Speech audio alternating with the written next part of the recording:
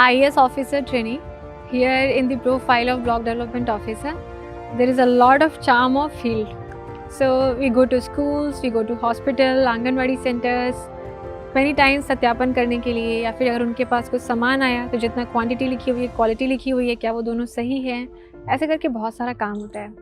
जब हम CDO level पे होते हैं तो यही काम थोड़ा मॉनिटरिंग सुपरविजन का, और हाँ वहाँ पे भी ग्राउंड में जाके हम वेरीफाई करते हैं। तो अभी हमने जो सबसे पहला देखा था वो था एक आवास का सत्यापन। ये एक जो भारत सरकार की फ्लैगशिप स्कीम है, प्रधानमंत्री आवास योजना ग्रामीण, उसके अंतर्गत किया जा रहा है मेरे ब्लॉक में, हरियाणा ब्लॉक, हरदोई जिला, उत्तर प्रदेश राज्य। हम जाते हैं जिसका नाम भी उस आवास की सूची में है, उसको उसके घर पे, वहाँ पे जा कर के उससे बात करते हैं, उसके नेसेसरी डॉक्यूमेंट्स देखते हैं, उसका आधार हो गया, राशन कार्ड हो गया, जो भी रिक्वायर्ड डॉक्यूमेंट्स हैं उनके पास के, और ग्राउंड पे उनकी सिचुएशन देखते हैं कि आवास योजना के लिए अगर आप एक एलिजिबल बेनिफिशियरी हैं तो क्या आपके पास जो घर बना हुआ है वो कच्चा है। लेकिन आजकल जो सबसे बड़ी समस्या आ रही है वो ऐसे है कि जॉइंट फैमिली है, एक फादर के में भी 4 सन्स हैं, तो चारों बेटों की शादियाँ हो चुकी हैं, अब चारों लोग कच्चे घर में रहते हैं और सब के सब अपना आवास मांग रहे हैं। तो इस तरह की ट्रिकी सिचुएशंस होती हैं जिसमें समझ में नहीं आता है कि इनको आवास दें, पात्र हैं ये या अपात्र हैं, जिसके बेसिस पे सरकार उन्हें आवास देगी या नहीं देगी। तो इस तरह की चीज़ें अभी हमने जाके देखी। इस आवास में जैसे हमने देखा कि पूरा कच्चा मकान है, 4 भाई है, एक को ऑलरेडी आवास योजना के अंतर्गत मिल चुका है और दूसरे को इस बार सेलेक्ट हम कर रहे हैं, उसको हम पात्र घोषित कर रहे हैं। इस आवास योजना में क्या होता है कि एक बार जब हमने रजिस्टर कर लिया, उस लोकेशन को जियो टैग कर लिया जहाँ पे उसको आवास मिलना है, उसके बाद उनका सत्यापन के बाद ये लिस्ट जाती है सीडीओ के थ्रू डिस्ट्रिक्ट लेवल पे, स्टेट लेवल पे, फिर यूनियन गवर्नमेंट में, और इसके बाद उनका जो पैसा होता है वो 3 किश्तों में उनके बैंक अकाउंट में क्रेडिट होता है। फॉर एग्जांपल जो पहली किश्त है वो 40,000 की, जो तब मिलेगी जब आपको नींव वगैरह बनानी है, फाउंडेशन अपने घर का। फिर 70,000 की तब मिलती है जब छत बनाना होता है, और बाकी बचा हुआ 10,000 फिनिशिंग, पेंटिंग वगैरह के लिए।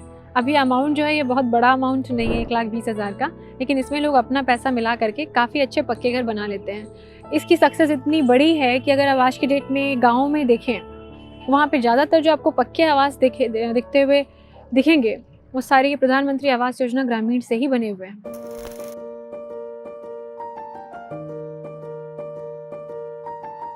अब इसके बाद हम दूसरी जिस जगह पे गए थे वो था कस्तूरबा गांधी बालिका विद्यालय। ये स्पेशल स्कीम्स हैं उन गर्ल चिल्ड्रन के लिए जो स्कूल से ड्रॉप आउट हो चुकी हैं, जिसके बहुत सारे कारण हो सकते हैं। इसीलिए ये बहुत ही स्पेशल स्कूल्स हैं, स्पेशल बच्चे हैं जिनमें बहुत टैलेंट है, लेकिन कोई ना कोई वजह से there is an opportunity poverty for them. हम यहाँ पे गए थे, सबसे पहले जाकर के बच्चों से बातचीत करते हैं, एक इंटरेक्शन होता है, देखते हैं एनर्जी कैसी है, और बच्चों को जनरली एक स्क्रूटनाइज करते हैं, कोई परेशान तो नहीं लग रहा अपने हाव भाव से, अपनी बातचीत से। एक बार कुछ बच्चे अपने आप आकर के बात बता देते हैं। फिर उनका स्पोर्ट्स का लेवल, क्योंकि मैं इस स्कूल में पहले भी आ चुकी हूँ और मैंने जो जानकारी की थी उसके हिसाब से जो फिजिकल एजुकेशन की टीचर हैं वो केवल डे टाइम पे आती हैं, 10 to 3 या 4।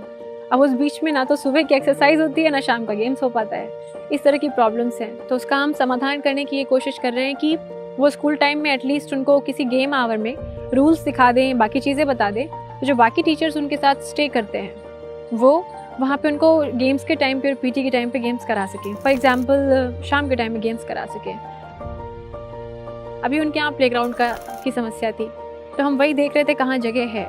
उनकी बाउंड्री के पीछे बहुत सारा स्पेस है, लेकिन वो सारा बहुत अनइवन है। तो हमने वहाँ के प्रधान से, जहाँ पे ये स्कूल स्थित है, उनसे बात की कि मनरेगा में एक अच्छे काम के अंतर्गत एक पैच को लेकर के लैंड का उसको समतलीकरण करा दें, ताकि वहाँ पे बच्चों के लिए एक अच्छा सा ग्राउंड बन सके। बच्चे इतना बढ़िया खो खो खेल रहे थे, एटलीस्ट वो प्रैक्टिस कर सके और बाद में इंटर स्कूल टूर्नामेंट और इससे भी बड़े टूर्नामेंट्स में जा सके। फिर हमने उनका देखा जो खाने वगैरह का था, रसोई वगैरह का।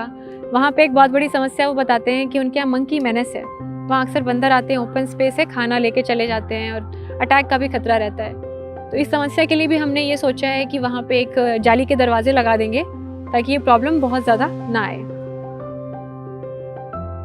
इसके अलावा जब उनके रूम्स में गए जहाँ उनका एकोमोडेशन है, तो वहाँ पे हमने ये देखा कि जो बेडशीट्स वगैरह हैं वो बहुत पुरानी यूज़ हो रही हैं। तो अभी मैंने रिसेंटली डीएम सर से डिस्कशन किया था, उन्होंने बताया था कि कुछ नई बेडशीट्स के ऑर्डर वगैरह गए हैं, जो कि उस पर्टिकुलर अकाउंट हेड में नहीं होते, लेकिन उसका टेंडरिंग हो रही है, अलग प्रक्रिया से जा रहे हैं।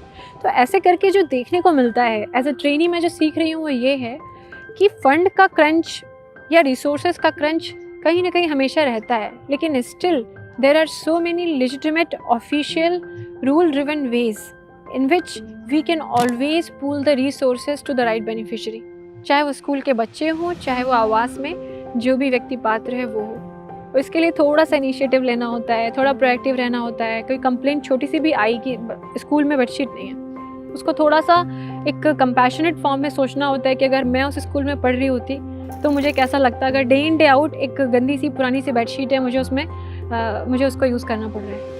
तो इस तरह से हम जाते हैं, जाकर के वहाँ सत्यापन करते हैं, बच्चों से बात करते हैं, चीज़ों में क्या सुधार हो सकता है उसके बारे में सोचते हैं, और ऐसा करके जो जॉब सेटिस्फैक्शन आता है इस सर्विस से वो बहुत इमेंस है। और इसीलिए I think IAS as a service जो हम कहते हैं इंटरव्यू के टाइम पे कि बहुत डाइवर्सिटी ऑफ पोर्टफोलियो है, वो यही है कि आप एक दिन में इतनी सारी चीज़ें देख रहे हैं, आप इतने सारे लोगों से मिल रहे हैं, और हर इंसान कुछ ना कुछ आपको सिखाता चला जा रहा है, जिसको जब आप किसी दूसरे से अगले से मिलोगे, अपनी जो पुरानी लर्निंग थी और जो आपने पिछले वाले से सीखी उसको क्यूमुलेटिव करके दूसरे को भी सिखाओगे। It creates such a positive environment of learning and co learning. This is the shared space.